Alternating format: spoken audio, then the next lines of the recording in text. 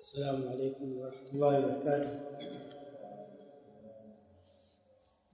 الحمد لله رب العالمين، والصلاة والسلام على أشرف الأنبياء وإمام المرسلين نبينا محمد وعلى آله وأصحابه أجمعين، أما بعد.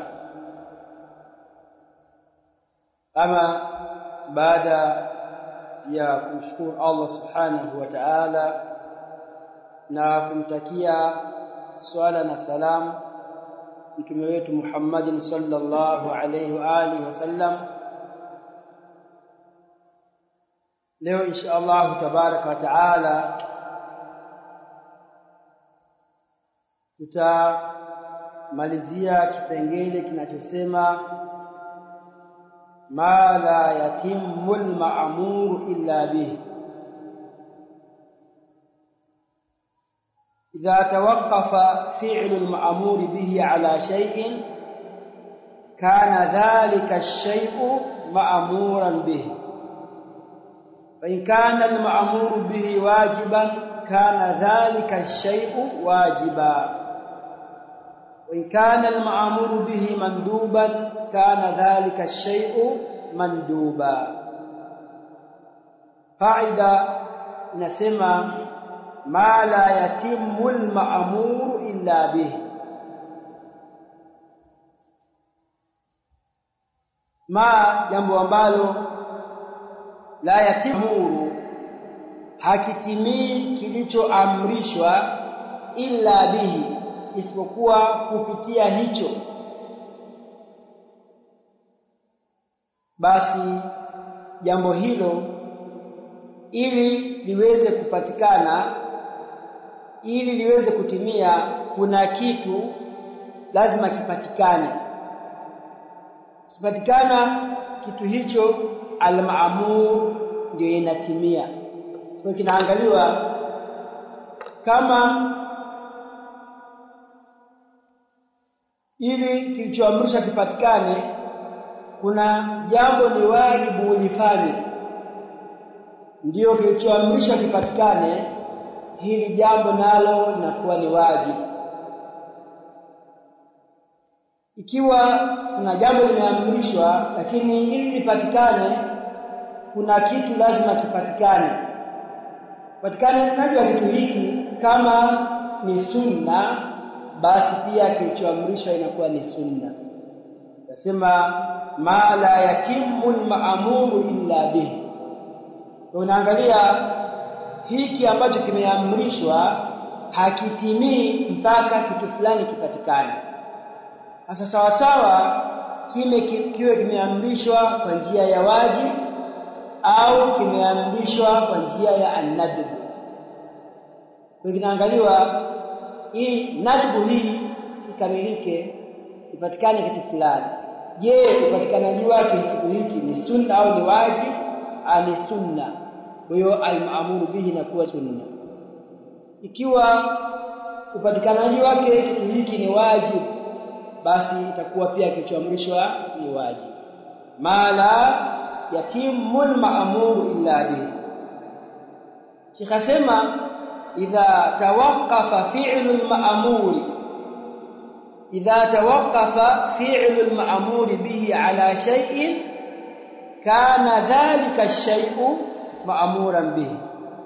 إذا توقف أي إذا تثبت، pindi itakapothibiti fi'lu al-ma'muri, tendo lililoamrishwa, ala shay'in, juu ya kitu fulani, hili ambalo limeamrishwa limethibiti kwa kupatikana kitu fulani, imekuwa ni wajibu kwa kupatikana kitu fulani, kana dhalika shay'u, itakuwa kitu hicho ambacho kipatikana ndio hii jambo ambalo limeamrishwa lapatikana, basi kana dhalika shay'u ma'muran bihi, pia kitu hicho ambacho kitapelekea ili likamilike pia ni maamur. Mfano, ibada ya hija ni katika al-ma'murat, na ili iweze kutimia lazima kupatikane al-istitaa, uwezo wa kimali, uwezo wa kimwili, kwa maana uwe na afya njema. Kwa kuwa jambo la hija ili timie lazima ipatikane mali ya halali, basi kutafuta mali ya halali ili kuweza kutekeleza ibada ya hija inakuwa ni wajibu. Kwa kuwa hija hii haitimii mpaka kipatikane hiki. Kwa unaangalia, je, nini hukumu ya hija kwa mujibu wa sheria? Ni wajibu. Kwa kile ambacho kitapelekea hija isiwe inaipatikane pia ni wajibu. Kwa mala yatimu al-ma'muru bihi. Fa in kana al-ma'muru bihi wajiba, ikiwa hicho kilichoamrishwa ni wajibu, kana dhalika shay'u wajiba, kitu hicho ambacho hiki kilichoamrishwa cha thibiti kupitia hicho ili kipatikane lazima kipatikane hicho, basi inakuwa kitu hicho pia ni wajibu, kwa kuwa al-ma'muru bihi ni wajibu. Wa in kana al-ma'muru bihi manduba, ikiwa kilichoamrishwa ni nadib, jambo la sunna, kana dhalika shay'u, itakuwa hicho kitu ambacho kipatikana hii sunna ndio inatimia, basi hicho pia inakuwa ni mandubu. Ukiangalia kwake kupatikana hii sunna ipatikane, basi pia inakuwa ni mandubu. Mithalu alwajib satru alawra, kustiri uchi. Hili ni wajibu na ni amri ya Allah subhanahu wa ta'ala. Sasa ili uchi usisirike, ambao ni wajibu, lazima mtu anunue nguo. Kwa maana yake kununua nguo ni wajibu, kwa kuwa yatakiwa uchi usisirike na uweze kupatikana hilo mpaka nguo zipatikane, basi kununua nguo ili kustiri uchi pia ni wajibu. Shikasema satrul awra fa idha tawaqqafa ala shira'i thawbin, ikiwa kule kustiri uchi kutathibiti juu ya kununua nguo ili ustiri huo uchi, kana dhalika shira'u wajiba, inakuwa kule kununua nguo pia ni wajibu. Kwa nini? Kwa kuwa wataka utekeleze al-ma'muru bihi ambao ni satrul awra. Wa mithalu al-mandub, na mfano wa nadib kwa maana ni sunna, at-tatayyub liljum'ah, kujipaka manukato kwa ajili ya kuhudhuria salatu Ijumaa. Kwa kuwa hili jambo ni sunna, basi maana yake kununua manukato pia ni sunna. Fa idha tawaqqafa ala shira'i tibin, ikiwa kule kupatikana sunna ya siku ya Ijumaa ya kupaka manukato, ikiwa kutathibiti jiji ya kununua manukato, kana dhalika shira'u manduban, kule kununua manukato inakuwa ni sunna. Kwa nini? Kwa kuwa kupaka manukato siku ya Ijumaa ni sunna. Hii ndio kaida, ma la yatimmu al-ma'muru illa bihi. Wa hadhihi al-qa'ida, na kaida hii fi dhimni qa'idati a'amma minha wa hiya al-wasa'il laha ahkamu al-maqasid.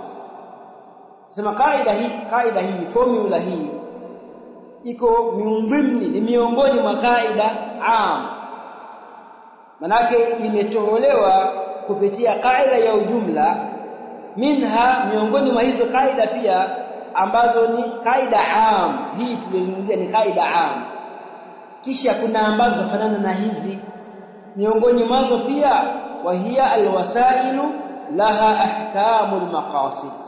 Alwasailu jamu ya wasila, kile kitu ambacho kitakufikisha sehemu fulani, inaangaliwa kama kufika sehemu ile bila hiki haiwezekani, basi kitu hicho pia ni wajibu, kama ambalo lilifanya ni wajibu. Kama ni la sunna pia wasila hiyo inakuwa ni sunna au ni an-nadb. Kwa hivyo wasailul ma'murati ma'murun bihi, wasailul manhiyati manhiyun anha.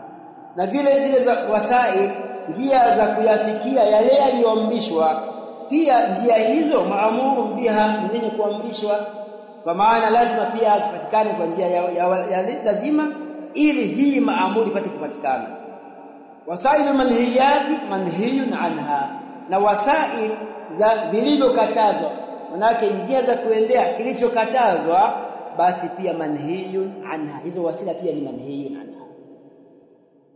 Hii ndio qaida alwasailu laha ahkamul maqasid, na qaida yetu ma la yatimmu al-ma'muru illa bihi. An-nahy, miongoni mwa al-insha'u ni an-nahy. Taarifu an-nahy qawlun yatadammanu talab al-kaff ala wajhi al-isti'la'i bi sighatin makhsusatin hiya al-mudari'u al-maqrun bila an-nahiya, مثل قوله تعالى ولا تتبع أهواء الذين كذبوا بآياتنا والذين لا يؤمنون بالآخرة. النهي قول، نهي لقول، معنى لقول، بسمجة لقول مناك يتفعل يتضمن طلب الكف، ومعنى itoke kauli ambayo yatadhammanu inabeba talab al-kaffi, kutakiwa kujizuia na jambo fulani, ala wajhi al-isti'la'i, kwa njia ya aliye juu au kwa njia ya kutoka juu, kwa maana inatoka kwa aliye juu kumkataza aliyekuwa chini.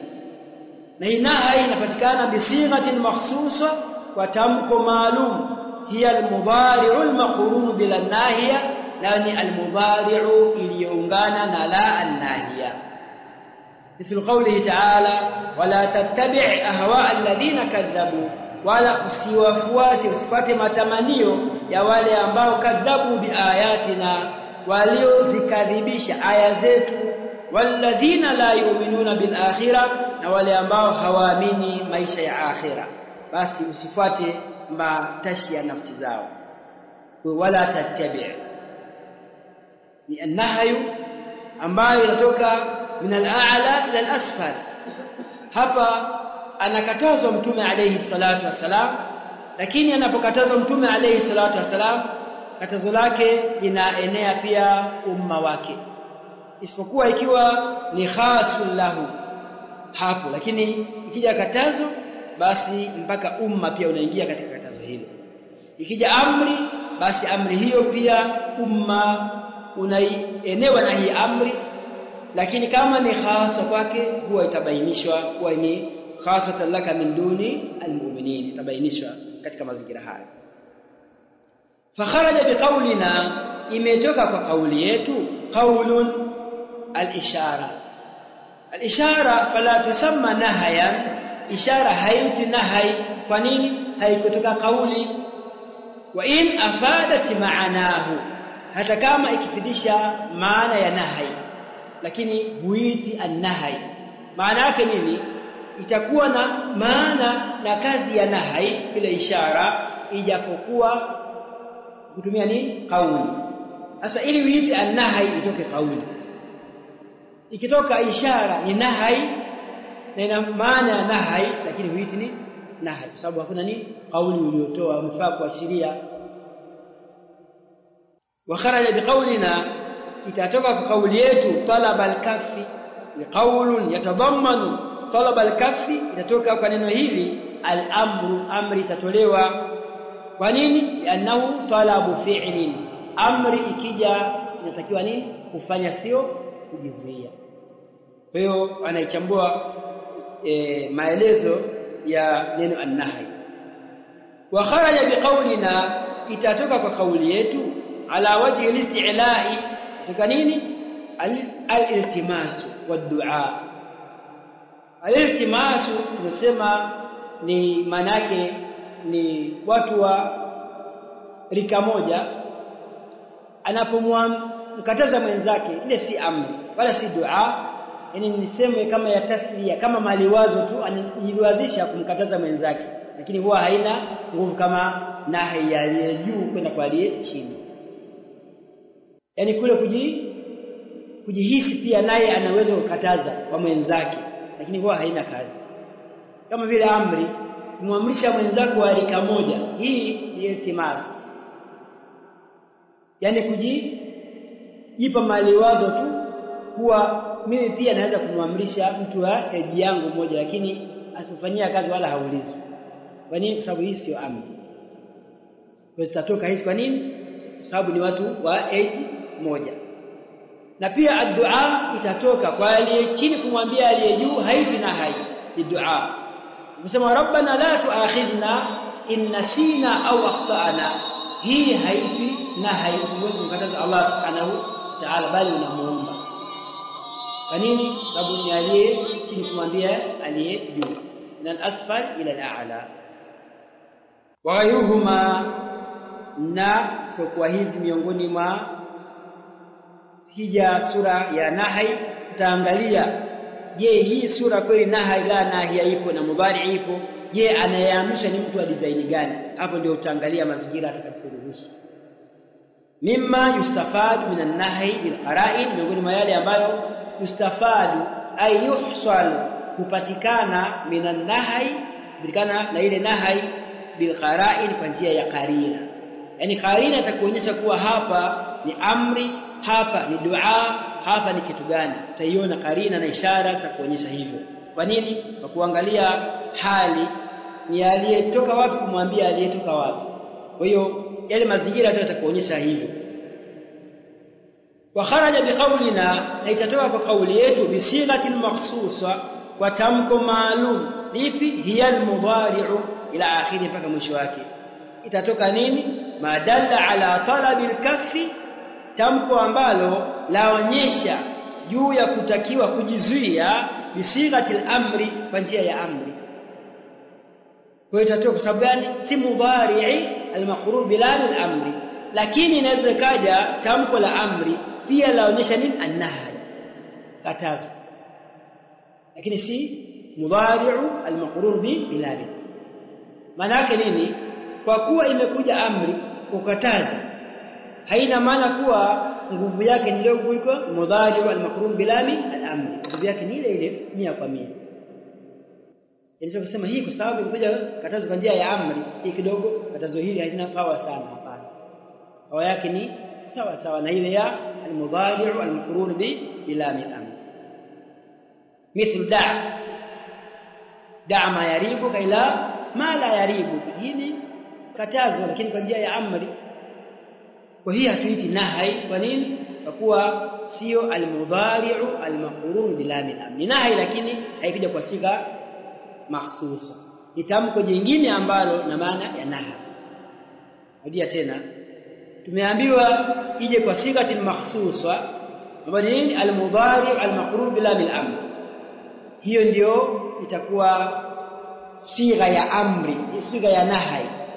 Je, ikija kwa siga nyingine lakini nafidhisha nahi, itakuwa haina maana ya mudhari al-maqrun bilami al-amri, itakuwa na maana hiyo hiyo.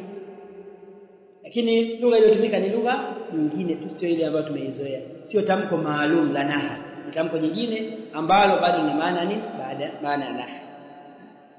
Ina utru, acha, kufa, jizuie, kufa, alaika hadha wa nahwiha, na mfano haya.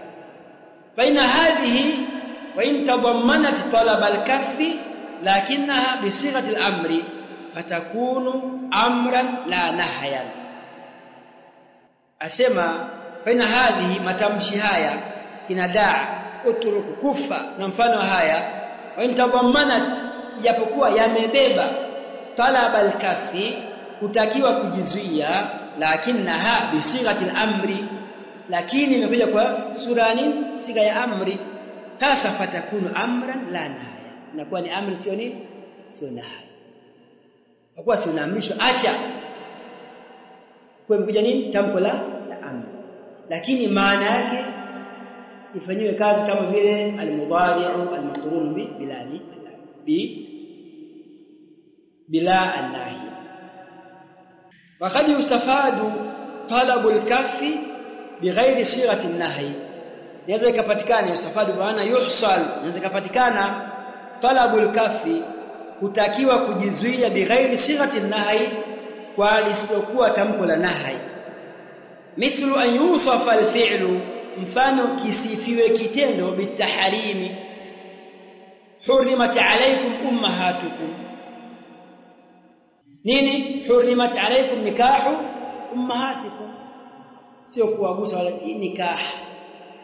Kwa neno hurima ni tamko miongoni mwa tamko ya nahi ya al-far'iyya, lakini na maana kama maana ya tamko la nahi al-asliya, au al-hadar, au kuonyesha haram, labda hadha amru mahdhur, au al-qubh, au jambo lisifiwe kuwa ni baya, au yudhamu fa'iluhu, au alaumiwe na kukosolewa yule mfanyaji wake kuwa anayefanya hivi atapata kadhaa, au yataratabu ala fi'lihi iqabun, au ipangike juu ya kulifanya tendo hilo adhabu na mateso, au nahu dhalik, au mfano hayo. Hii ni katika matamko ambayo yanafidisha an-nahy, japokuwa si siga ya nahy al-asliya. Ma tahtadhihi sighatu an-nahy, sighatu an-nahy inapokuja tahtadhi madha, kwa maana tujibu madha, inalazimu kitu gani baada ya kuja tamko la nahy. Sighatu an-nahy inda al-itlaqi, tamko la nahy wakati wa itlaq, ikiwa halijafungwa limeachiwa tu moja kwa moja, ni mursal. Taktadhi tahrim al-manhi anhu, linapelekea na kuwajibisha uharamu wa kile kilichokatazwa, wa fasadi, na kuharibika kwake, au tahrim al-manhi anhu ya wafasadi, au wafasadu, kwa maana fasadu al-manhi anhu yutufie kwenye tahrimu, au kama taktadhi taharima, iwe ndio mafulu bihi, taktadhi taharima al-manhi anhu wa fasadahu, na kuharibika kwake. Manake kile ambacho kimekatazwa ni ni haram, pia ni fasid, hakifai tena. Qala al-allamatu Sa'di rahimahullahu ta'ala, amesema huyu ni mmoja katika wa mashekhe wa shekhe wetu Muhammad al-Uthaymeen rahimahullahu ta'ala, kachukua elimu kwa shekhe huyu As-Sa'di. Anasema al-aslu fi an-nawahi, asili katika nawahi. An-nawahi ni jamu ya an-nahiyatu, an-nahiyatu jamu yake an-nawahi, kama vile haidhu, hawaidhu, taliqun, tawaliq. Al-aslu fi an-nawahi, asili katika nahiya, makatazo, an-nahy lit-tahrim, kwamba asili yake ikija nahi inaonyesha uharamu wa hilo jambo, illa idha dalla ad-dalilu, isipokuwa itakapoonyesha dalili ala al-karaha, juu ya kutoka katika sura ya uharamu kwenda katika sura ya karaha. Tulisema kuwa ile talab na talabul kafi kwa njia ya at-tahrim na njia ya al-karaha, na talabul amri kwa njia ya wajib na kwa njia ya istihbab. Kwa hiyo ili itoke katika ile asili yake ya uharamu ishuke daraja ya chini ya ubaya, lazima kupatikane dalili ambayo inaitoa katika hukumu ya uharamu ambayo ni asili kuleta katika nini, katika hukumu nyingine. Nasema al-aslu baqa'u ma kana ala ma kana, asili ni kubakia kile kilivyokuwa, kibakia hivyo hivyo mpaka ipatikane dalili ya kutoa katika asili yake kwenda katika hukumu nyingine. Tuko sawa? Kwa hiyo nawahi sura yake au sura zao ziko hivi. Soma kitabu Risalatul Latifa kurasa wa 75 kama shekhe alivyoashiria. Nasema waqala Ibn al-Qayyim rahimahullahu ta'ala, wa kama anna man min qawaid ash-shari'a anna an-nahya yaqtadi at-tahrima, fakadhalika yaqtadi al-fasada, walaysa ma'na ma yastadillu bihi au ma yustadallu bihi ala fasadi al-aqdi illa an-nahyu anhu. Tahdhibu sunan, ukurasa huo ikhtiyaratu Ibn Qayyim. Anaelezea maelezo, naye anaongezea nyongeza zake Sheikh rahimahullah ta'ala. Kabla ya namba 1 nasema, amesema Ibn Qayyim Allah amrehemu, wa kama anna min qawaid ash-sharia, na kama inavyofahamika kwamba miongoni mwa misingi ya sheria, anna an-nahya yaqtadi at-tahrima, kwamba nahi ikija inawajibisha uharamu wa hicho kilichokatazwa ambacho ni tendo. fakadhalika yaqtadhi fasada. Vile vile nahi ikija inapelekea kama ni haramu kitu hicho, maana yake tayari ni fasid, hakitothibiti ujira, na atakayefanya atakuwa ni mwenye kupata dhambi na atarudishiwa kitu chake. Tunasema walaysa, hii ni maana ile ya maana au maana kwa maana ya petisisi. Walaysa maana, hatuna pamoja nasi, au hakuna. Laysa maana kwa maana ya maana ile tunayojua.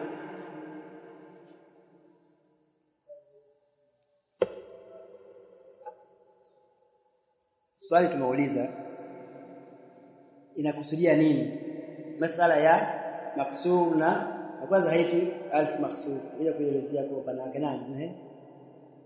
Tunataka je ni maana ile ya maana kwa maana sisi pamoja nasi, au maana ile ya maana swali jepesi usiende mbali. Kwa maana walaysa maana ma yustadallu bihi, kwa maana ma itakuwa ni habari ya ismu laysa wakati huu. Walaysa maana ma yustadallu bihi ala fasad al-aqli illa an-nahyu anhu. Pia naweza kutumia an-nahyu kuwa ndio ismu laysa na ndio mahala pake. Kitafsiri, malengo tutafsiri. Walaysa maana ma yustadallu bihi ala fasad al-aqli illa an-nahyu anhu. Asema hatuna pamoja nasi ambacho kinaonyesha kitu hicho juu ya ufasadi wa akdi, juu ya kuharibika kwa akdi fulani, illa nahyu anhu, kwa kule kukatazwa. Ili maana yake ili ujue kwamba kitu hiki ni fasidi, kile kifanyaje tumekatazwa. Hakuna njia nyingine maana ya kujua nini ufasidi wa kitu isipokuwa ni kukatazwa. Bado anarudi kule kule kumuunga mkono Sheikh rahimahullah ta'ala kwa ikija nahai inapelekea nini uharamu wa kile ambacho kimekatazwa pia na fasadu. Wa huwa madhhabu al-jumhur, ndio madhhab ya jumhur ulama. Somo jamhuri ni Kiswahili, Jamhuri ya Muungano wa Tanzania ni Kiswahili. Kwa hiyo wa huwa madhhabu al-jumhur. Kuna mmoja katika mwalimu wetu mmoja alikuwa na fundisha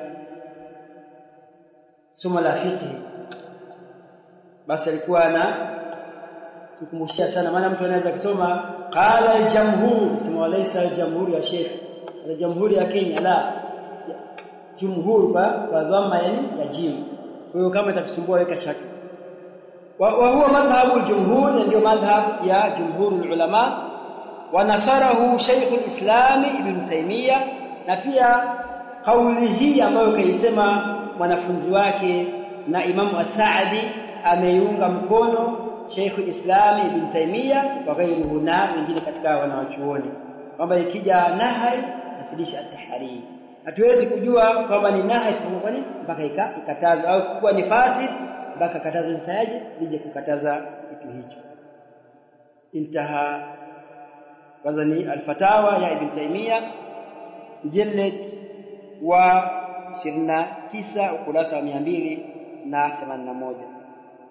ومن الأدلة على أنها تقتضي التحريم, na miongoni mwa dalili ambazo zinaonyesha kuwa nahi zikija inaonyesha inapelekea uharamu wa kilichokatazwa, qauluhu ta'ala wama ataakumur rasulu fakhudhuhu wama nahakum anhu fantahu, ambacho amewaamrisha sio alichowaletea. Mukabilu ya nahakum ni amarakum, wama ataakumur rasulu ay wama amarakumur rasulu fakhudhuhu, ambacho mtume amewaamrisha kichukueni, wama nahakum anhu fantahu, na ambacho amekataza basi kiacheni. Mahalu shahidi wama nahakum anhu fantahu. فالامر بالانتهاء عما نهى عنه يقتضي وجوب الانتهاء, kule kuamrishwa ile fantahu. Falamru bilintihai, ile amri ya kutakiwa kukoma na kuacha, amma naha anhu, kile ambacho mtume amekikataza, yaktadhi, amri hii inawajibisha ujuba lintihai, wajibu wa kukoma na hicho ambacho kimekatazwa. Min lawazim dhalika, na miongoni mwa lawazimu za alintihai, kule kukoma na kuacha, lawazimu zake tahrimu alfi'li, ni haramu hilo tendo ambalo limfanyaje, limekatazwa, ndio lawazimu yake. Kujifunza huko mbele katika dalalatul alfaz, kuwa ikiwa neno laonyesha hivi, je, lazimu nini? Kama yaonyesha hivi, je, kuna kitu gani ambacho kinalazimu baada hapa kipatikane? Kwa sura ni kama hii, kuja kujifunza huko mbele, ipo mlango maalum wa masala haya. Kwa hiyo anasema ikiwa amri inapelekea wajibu wa kilichokatazwa, inalazimu nini? Inalazimu huwa kitu hicho nini? Ni haramu, kwa hakika kisifanyike. Wa min al-adilla ala annahu yaktadhi al-fasada, na miongoni mwa dalili kuwa ikija nahai inapelekea fasadu al-manhi anhu, qawluhu ta'ala, man amila amalan laysa alayhi amruna fahuwa raddun. Man amila amalan laysa alayhi amruna, Mtume alayhi salatu wasallam anasema yote ambaye atakayefanya amali yoyote laysa alayhi amruna, na ikawa hakuna amri yetu, maana yake hatujaamrisha amali hiyo ifanywe, fahuwa raddun, amali hiyo ni yenye kurudishwa, ai marududun ghairu maqbuli. Fasama nuhiya anhu falaysa alayhi amru an-nabii sallallahu alayhi wasallam fayakunu marududa, kile ambacho kilichokatazwa na ikawa hakuna amri ya Mtume alayhi salatu wasallam, laki haja kiamrishwa, basi kinakuwa ni chenye kurudishwa, kwa maana haikubaliwi kitu hicho, ni fasid. Pia kaelezea namba moja na tupenda nayo mpaka mwisho. Hii ni Sahih Muslim, hadith nambari hiyo, an Aisha radhiyallahu anha, wa asluhu fi sahihain. Hadithi yetu inapatikana katika Sahih Bukhari na Sahih Muslim. Namba moja ile fahuwa raddun, ndio huku chini mim kwa maana Sahih Muslim, kha kwa maana Sahih Bukhari, na mfano hizi ndio taarifa ambazo shekhe kusaidia ili tuweze kufaidika nazo. Hadha ay hadha thabit au i'lam hadha, jua hivi, yote naweza kukadiria hivyo. Hadha thabitun kwa maana thabitun ni khabaru mubtada'i mahdhuf taqdiruhu thabitun au i'lam hadha, jua hivyo.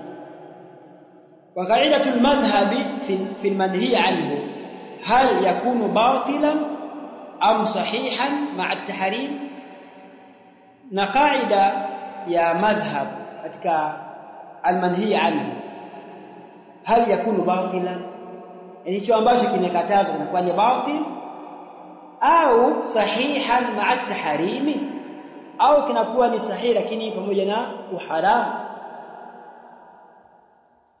Alama hizi nasema ni mahali khilaf. Kisoma bidayatul mujtahid wa nihayatul muqtasid, huwa anatumia sana alama hizi, akuwekea alama hii hataki jawabu, sio ya istifham, bali ni ishara kuwa maeneo haya yana khilafu za ahli ilmu. Tumepita baadhi ya maeneo pia, wengine wanasema hii ni batil, hii ni sahihi lakini maa tahrim. Sababu gani? Kuna kitu ambacho kimepelekea akidi imetendeka, lakini kwa kuwa haina wali, basi ni sahihi maa tahrim, sababu tayari muwaji yupo na muolewaji yupo, kosa ni wali hayupo, ni sahihi maa tahrim, na kisha pitishwa kwa design hiyo. Nyingine ni batil, kwa kuwa wali hayupo, basi ndio wali haisi, na mfano haya kwa mahali khilaf, masala ya fiqh. Kwa hiyo tumwachie faqih aingie kwenye usul kwenye fiqh yatul mujtahid, kasome masala haya leo kwa upana, lakini cha msingi uchukue misingi ya usul al-fiqh, ya makubwa utayaendea pole pole, kwa kuwa bado nafasi inshallah. Kama yale anatoa baadhi ya mifano, amesema akizungumzia usul fiqh akitoa mifano, basi hakusudii kuingia kwenye fiqh, bali ni kwa njia nini, mifano, kuweka wazi kaida ambayo amesema. Ayakuna nahyu aidan ila dhati almanhi anhu au shartihi fayakunu batila, au an yakuna an-nahyu 'aidan ila amrin kharijin la yata'allaqu bi dhati al-manhi 'anhu wala shartihi fala yakunu batila. Sheikh asema jaribu kuchambua katika ni batil, katika ni itakuwa sahihi ma'a tahrim. An yakuna an-nahyu, iwe katazo, aidan, ni lenye kurudi ila dhati al-manhi anhu, kwa kile chenyewe kinachokatazwa. Manake nahi ikija yakielekea kile kilichokatazwa, au shartihi, au sharti ya kile kilichokatazwa, basi kitu hicho fayakunu batila. Natoa mifano, itakuwa ni batil kwa kuwa katazo la lenga kile kitu chenyewe kilichokatazwa, au kuna masharti ambayo yamekosekana ya kile kitu ambacho kimekatazwa, ndio maana kimekuwa ni batil. Ayakuna nahyu aidan, iwe nahi yenye kurudi ila amrin kharijin, hairudi kwenye kilichokatazwa, bali kuna jambo la nje ambalo limepelekea kitu hiki kikatazwe. La nje vipi? Maana haihusiana kile kitu, sio nje ya kitu. Nje maana kiangaliwa, je, mbona hakihusiana na hili jambo lenyewe? Itakuwa ni kitu cha nje. Hasa kama nahi ni kitu cha nje ya hili jambo, ndio hukumu inaangaliwa. Je, itakuwa ni batil kwa kuwa asili yake kilichosababisha iwe isikuwe na katazo ni kitu cha nje ambacho husiana na hili jambo. Mfano wake tatupa mfano katika aya inayofuata, la ta'allaqu bi dhati al-manhi anhu, hiyo nahi ikawa haifungamani na kile kilichokatazwa, wala shartihi, fala yakunu batila. Mithalu al-a'id ila dhati al-manhi anhu fi al-ibada, naanza na ibada. Naam, takuja namba 2 kwenye maelezo. Mithalu al-a'id, mfano wa chenye kurudi, ila dhati al-manhi anhu, kwenye dhati ya kile kilichokatazwa chenyewe, fi al-ibada, upande wa ibada. An-nahyu an sawmi yawm al-eidain, kataza kufunga siku ya Idi mbili. Kwa kinachokataza ni ile saumu yenyewe, ndani ya ile siku ni haramu na ni batil. Kwa nini? Katazo narudi katika dhatu al-manhi an, funga, sio kitu cha nje. Tarudi kwenye maelezo haya, lengo ni nini tu tumwekee wazi hizi kaida hapa. Mithalu al-a'id ila dhatihi fi al-muamala, kwa maana dhati al-manhi anhu katika mambo ya muamala, an-nahyu 'anil bay'i ba'da nida'i al-jum'ati ath-thani, kukatazwa kufanya biashara baada ya adhana ya Ijumaa ya pili. Manake Ijumaa ina adhana mbili, kuna ya kwanza na ya pili. Ile ya pili ambayo khatibu ashapanda juu ya mimbar, kwa mtu gani? Mimman talzamuhu al-jum'a, kwa mtu ambaye Ijumaa kwake yeye ni nini? Ni wajibu. Akifanya biashara wakati khatibu yuko juu ya mimbar au baada ya adhana ya pili, basi biashara ile ilikuwa ni batil.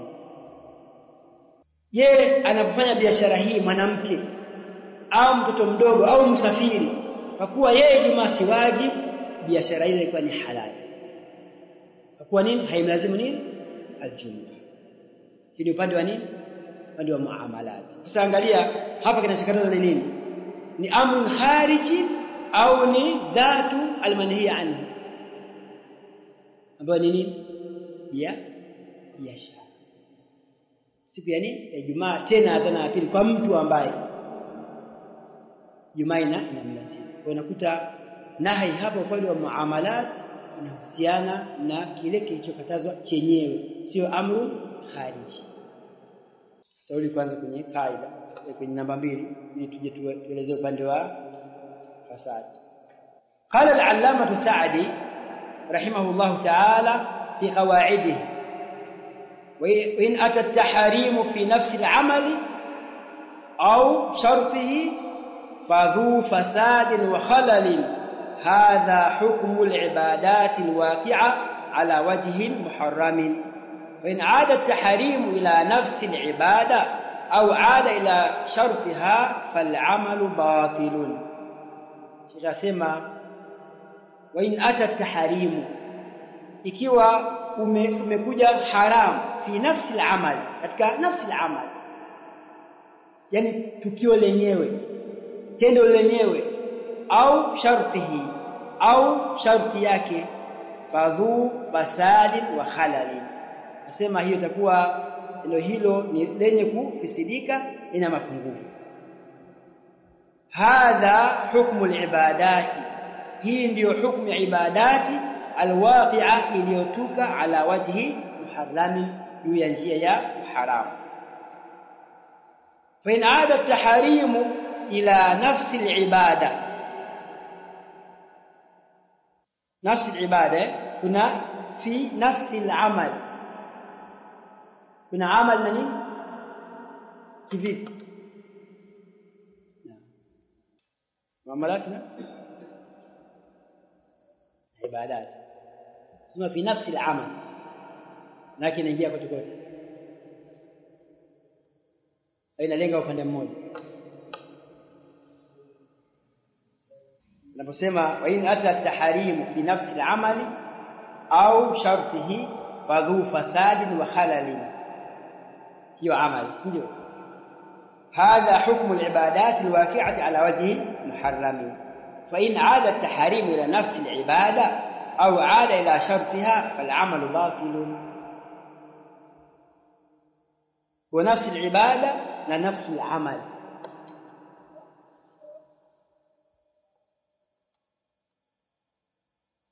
ni tofauti baina vitu hivi. Sababu hiki ni kaipa hukumu ya fasad na halal, manake ni al-fasadu au as-sahiba ma'a at-tahrim, lakini hii huko ni batil moja kwa moja. Amesema turudi katika nafsi ya ibada, sio fi nafsi ya amal.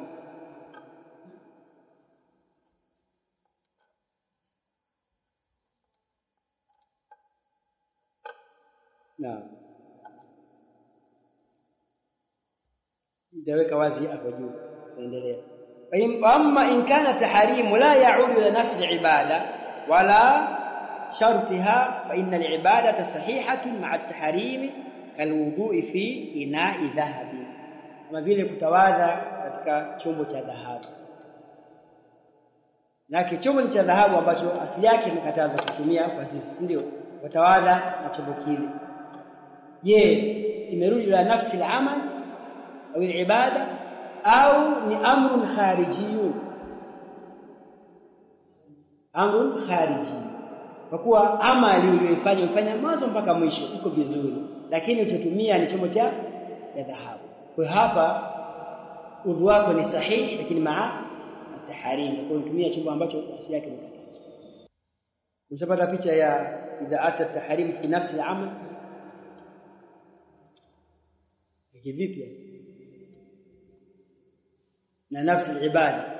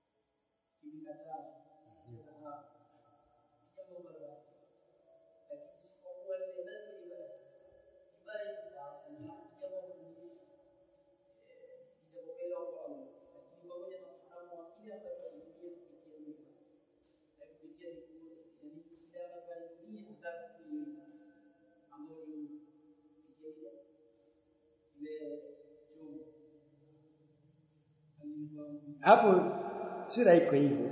Swali langu liko kwenye aliposema hata taharimu fi nafsi al-amali, kisha akaipa hukumu au shartihi, akaipa hukumu fadhu fasadi wa khalal, hiyo nini amali.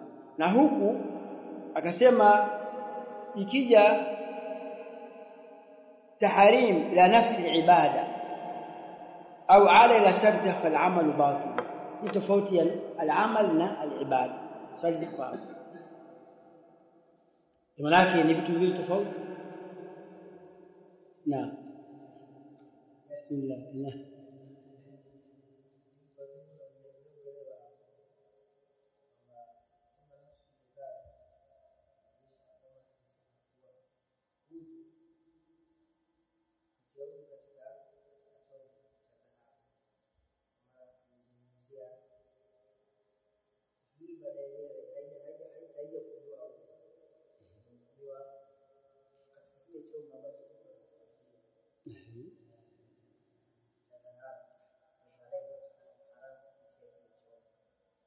sahihi.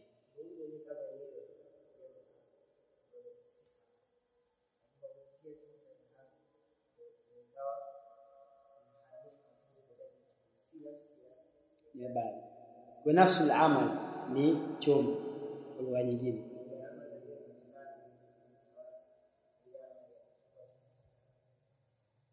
ukitumia kuchukulia udhu ambao udhu asili yake itakuwa ni sahihi, lakini khalal na fasadi kwa nini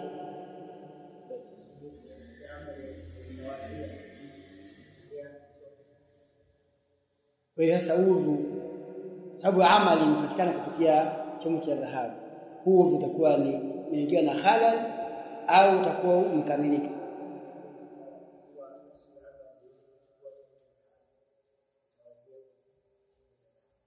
Kwa maana yake halal ni kile chombo ambacho asili yake imekataza ukatumia utawadhia, na hii halal maana yake si ya kubatilisha kuwa haufai, ndio haramu nafaji kama ni siha maa at-tahrim.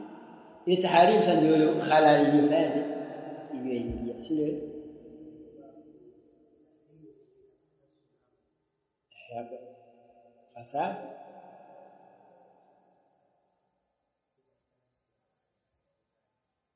Ndio maana akatupasa kama ni mapungufu ni katika ibada yenyewe ya udhu, ingekuwa nini? Ni batil au ni fasid? Na tujalie hakuwa na taratibu katika kuchukua udhu, hakuwa na taratibu, kaanzia miguu akaenda juu, nafsu al-ibada, itakuwa ibada ni batil kwa kuwa imekosa taratibu. Lakini kwa kuwa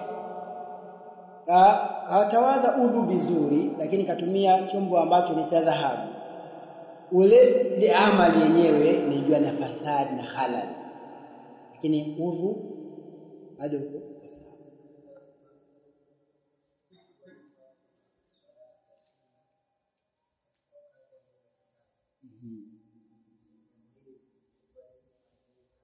Sahihi. Nafsi ya amali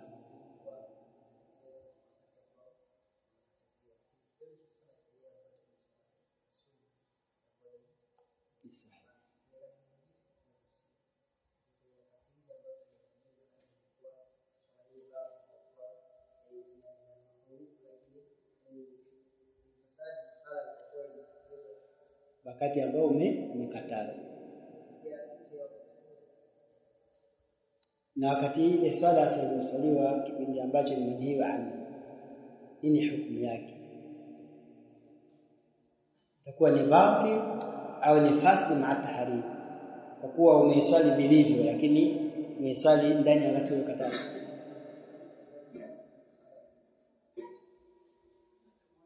Khalal na khalal hiyo kitu moja, fasid na khalal nasema at-tahrim au ndio batil, haipokelewi tena.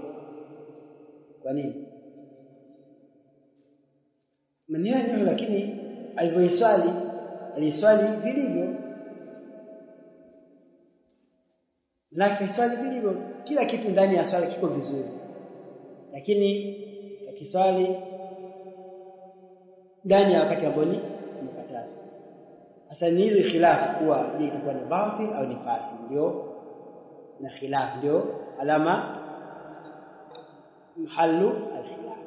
Cha msingi maelezo ya nukta hii tuyakamate katika sura hii. Kuna nafsul amal na nafsul ibada, vitu hivi tofauti. Naam.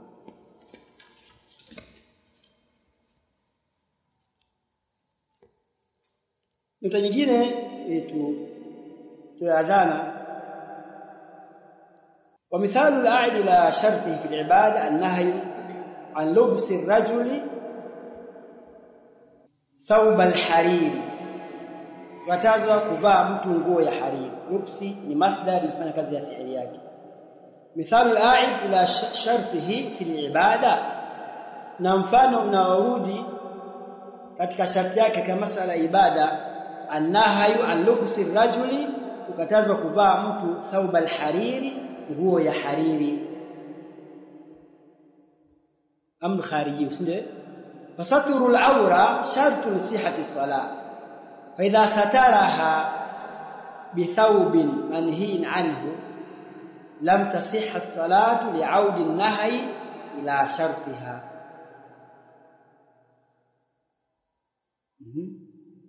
La satara nini?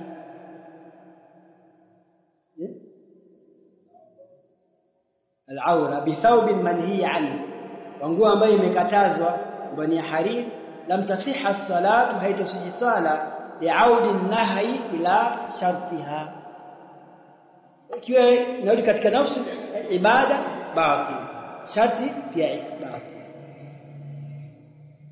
Sababu hii swala isi kuwe na stara, lakini miongoni mwa masharti stara iwe kwa nguo ya halali, kwa nguo ambayo haikatazwa, lakini umevunja sharti, inakuwa ibada ile ni batil au batila, kwa kuwa asili hutakiwa stara yako utekeleze ibada kwa nguo ambayo ni haramu, utumie nguo ya haramu. Kwa hiyo inaitwa katika ni ashart, moja kwa moja inakuwa nini? Batil. ومثال العائد إلى شرطه في المعاملة النهي عن بيع الحمل، kuuza alhaml, manake unamuuzia mtu kitu ambacho kiko katika tumbo la mama yake, mfano mbuzi au ng'ombe, lakini uko ndani ya tumbo la mama. Kwa kuwa nini? Hakijulikani kitazaliwa kizima au kimekufa au cha kiume au cha kike. Falilmu bilmabi'i, kule kutambua chenye kuuzwa, shartun ni sharti li sihhati albay'i. Fa idha ba'a alhamla lam yasihha albay'u li'audi an-nahyi ila shartihi, kwa kuwa katika masharti ni bai'u almajhuli, haifai kwa kuwa hakifahamiki. Ukakubaliana bwana atakayezaliwa na kupa pesa kabisa, au na kuuzia ng'ombe na kilichokuwa ndani, na ukakubali kwa sababu eti ana mimba, unajua kitazaliwa cha design gani. Je, akizaliwa mtu shapata hasara, mtoa 600,000 au 7, yani 5 ya ng'ombe kawaida, 2 za kilichokuwa ndani, na ushachukua pesa, ugomvi utakuwa nani? Kwa hiyo lazima tujue kinachouzwa. Tujuaje? Mpaka kizaliwe. Bana tuzungumze ng'ombe, kizaliwa huyu ndama tuzungumze bei tena ya ndama, sio ni tuzungumze kitu ambacho kiko ndani ya tumbo la mama yake. Ni inaita hablul habala katika aina za buyu'ul muharram. Kwa hiyo kwa kuwa inarudi katika sharti ya al-bay'i, basi muamala huu ulikuwa pia nini? Ni batil. ومثال النهي العائد إلى أمر خارج في العبادة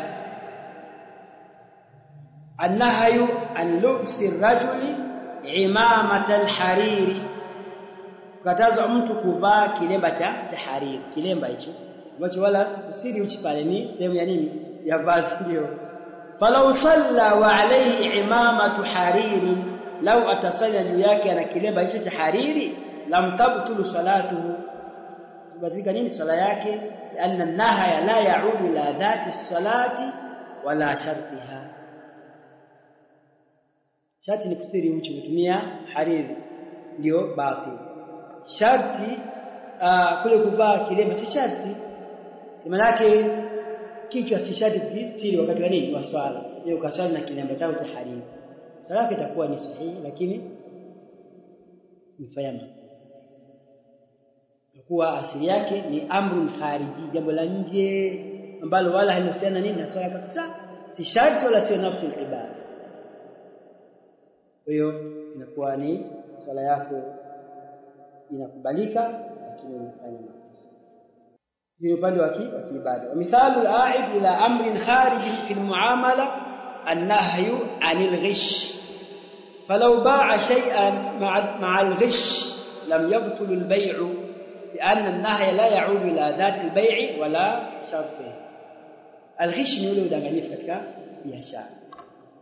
Labda mtakubaliana mnauziana mchele, lakini mchele ambao mnauziana kwambia bwana huu ni wa Mbeya tu kuanzia mwanzo juu chini mpaka juu, lakini hapo katikati kuna wakiborio hapo umeingizwa. Kilo ni zile 100 kwa 100. Kwa mkate unataka 100, lakini kuna udanganyifu ndani yake. Kwa kuwa hairudi katika nafsu al-bai'i al-muamala, ni jambo la nje, kuna udanganyifu ndani yake, na udanganyifu jambo la nje, lakini kilo ni sawa kukunja huko sawa kilo 100 kwa 100. Basi kwa hili la nje la udanganyifu naifanya ni amali inakuwa ni sahihi, lakini maatahari. Kwa nini? Kwa kuwa una udanganyifu ndani yake. Ukubaliana kweli Mbeya mchele wote ni wa Mbeya, lakini kuna kitu umeingiza ndani. Au kuna ile hali ya kutaka gunia lijae, yani kilo uzito upatikane haraka, na changanya na maji ndani ili kwenye mizani. Mchele ni ule, hakuna maharage ndani yake, si ndio? Wala unga, ni mchele wote, lakini kuna hakishi ya kufanya kilo ziongezeke. Tayari hii ni kosa, ni amru khariji. Bwana asema shekhe, falau ba'a shay'an ma'al ghish, akiuza kitu pamoja na udanganyifu, biashara haitoharibika. Kwa nini? Lianna an-nahya la ya'udu ila dhati al-bay'i wala shartihi, husiani na biashara kama biashara wala ila sharti al-bay'i, ni katika jambo la nje. Kwa hiyo naambiwa biashara hii ni sahihi, lakini atakuja kuulizwa kwa nini ufanye udanganyifu katika biashara yako na mteja wako na mnunuzi wako.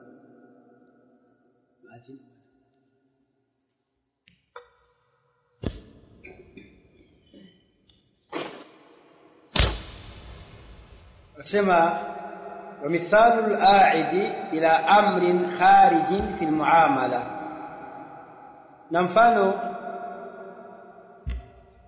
ambao unarudi kwenye jambo ambalo ni khariji la nje, lakini katika muamalat, mambo ya biashara. An-nahyu 'anil ghishi, ni kule kukatazwa kufanya udanganyifu katika biashara. Man ghashana falaysa minna. Akatoa mfano, falau ba'a shay'an, lau atauza kitu ma'al ghishi, pamoja na udanganyifu. Kama tulivyotoa mfano, kitu ni kile kama ni mchele, kama ni unga, ni ule, lakini kosa lake katika ule unga kachanganya labda dona na sema, kisha mwenyewe ataka dona tu, lakini wote ni unga, ndio anajua kwa mazingira yalivyo, akila sembe kuna shida inampata, shamchanganyia na sembe. Mwisho wa siku akipata madhara, sema jamaa akachanganyia na sembe ndani yake, nataka doni. Sasa kwa kuwa unga ni ule, inakuwa katazo hairudi la dhati al-bay' au al-mabi', yaani kwenye kitu cha nje ambacho kuchanganya dona na sembe, na hali ya kuwa walikubaliana dona tupu. Au kama ni mchele, kama tulivyozungumzia mchele, mkubaliana mchele wa Mbeya, wote ni mchele, lakini uko katikati kachomeka mchele wa design nyingine.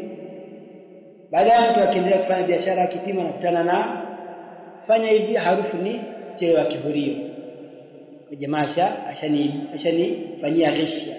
Sasa kwa kuwa biashara au mchele ni ule, lakini kuna udanganyifu ndani yake kwa kuchanganya aina nyingine ya mchele ambao hakuitaka mhusika, au ataka ajazie kile zake kupitia mchele ambao sio, hapa ndio ghishi.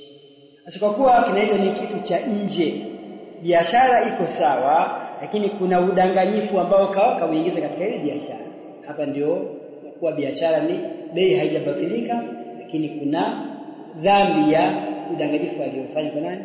Kwa mnunuzi. Kwa sawa. Tukimalizia mstari uliobakia, waqad yakhruju an-nahyu inaweza ikatoka nahyi anitaharimi kutoka katika hukumu ya uharamu ambayo ndio asili ila maani ukhra kwenda katika maana nyingine, lakini hii ni dalili ya tawi dhalika ile ambayo inapelekea hivyo. Ni maana yake si kirahisi pake katika dalili kwamba hapa sasa sio uharamu, ni hukumu nyingine. Faminha, miongoni mazo alkaraha, inaweza kutoka katika uharamu kwenda katika ukaraha. Wamathalu lidhalika biqaulihi sallallahu alaihi wasallam, na amefananisha juu ya hukumu hii au hali hii ya kutoka katika uharamu kwenda katika ukaraha kwamba haipendezi, ni kauli ya Mtume alayhi salatu wasalam, anasema la yamassanna ahadukum, shadda inapatikana mimi na sini hapo, asiguse kabisa mmoja wenu, nuni taukidi alafu yasini la yamassanna ahadukum, asiguse kabisa mmoja wenu dhakarahu, tupu yake, biyaminihi, kwa mkono wake wa kulia, wa huwa yabulu, na hali ya kuwa anakojoa. Hadithi katika Sahih Bukhari nambari 153 na Muslim pia, hadithi ambayo kapokea Abi Qatada radhiyallahu anhu. Faqad qala al-jumhur, wamesema jumhurul ulama, inna an-nahya huna, katazo hapa lilkaraha, ila karaha sio nini, sio la haramu. Kwa nini? Lianna dhakara, kwa sababu ile tupu dhakar bid'atun min al-insani, ni kiungo cha mtu, maana ni sehemu ya viungo vyake. Sasa je, mtu akigusa kiungo chake anaharamishiwa jamani? Jibu si haramu. Sasa je, tufanyaje? Hivi hukumu ya ukaraha kwa ajili ya heshima ya mkono wa kulia, tuko sawa? Kwa hiyo wasema kwa kuwa ni kiungo katika viungo vyake, basi hakipelekei kugusa kiungo chake, ni haramu.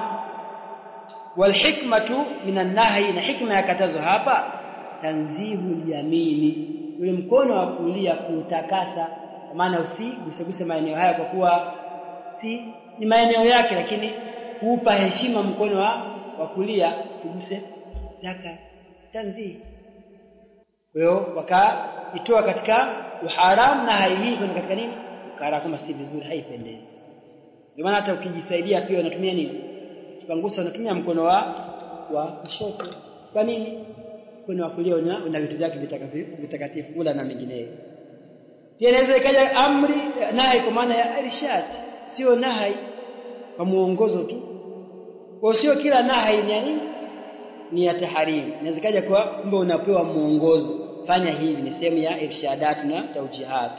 Mithlu qawlihi sallallahu alaihi wasallam li Muadh, la tad'anna, usiache kabisa, antakula, kusema, dubara kulli salatin, baada ya kila swala, Allahumma a'inni, e Mola wangu nisaidie mimi, ala dhikrika, ya kukutaja wewe, wa shukurika, na kushukuru wewe, wa husni ibadatika, na uzuri wa kuabudu wewe au kufanya ibada iliyokuwa nzuri. La tad'anna, usiache. Naona imekuja nahi, lakini sio ya kwa usifanye. Hii ni irshad, manake unaongozwa. Na pia haina maana kuwa ukiacha unadhima mbele ya nani? Allah subhanahu wa ta'ala. Unakosa tu ujira na thawabu, lakini upati dhambi kwa sababu umefanya hivi. La, usiache kufanya hivi. Je, nikiacha manake kuna kitu nakikosa, wewe nifanye nikipata hivi, ni muongozo tu kwa hili usiache. Nilisema dubra kulli salati, baada ya salamu, Allah ani ala dhikrika, mpaka sikishwa swala yako, dua yako na yoyoma. Kwa hiyo nahi kwa muktasar inaweza kaja, si kila nahi inakuja kwa maana ya tahrim, bali inaweza kaja kwa kuonyesha ukaraha wa jambo lenyewe, au pia ikaja ikaonyesha kuwa hapa ni muongozo, unapewa muongozo kufanya hivi, kwa sababu ni sehemu ya ibada ambayo mtu mwenyewe kaifanya katika maisha yake. Nafikiri kwenye nukta hii ni kituo kizuri, tutakuja kuangalia katika nukta inayofuatia man yadkhulu fil khitab bil amri wan nahy, ikija agizo au khitabu ya amri na nahy, nani ambaye anaingia katika hilo? Hii itakuja kuangalia insha Allah tabaraka taala kipindi kijacho. Tumuombe Allah yajalie min alladhina yastami'una alqawla fattabi'una ahsana. ربنا آتنا في الدنيا حسنة وفي الآخرة حسنة وقنا عذاب النار. صلى الله على نبينا محمد وعلى آله وأصحابه وسلم.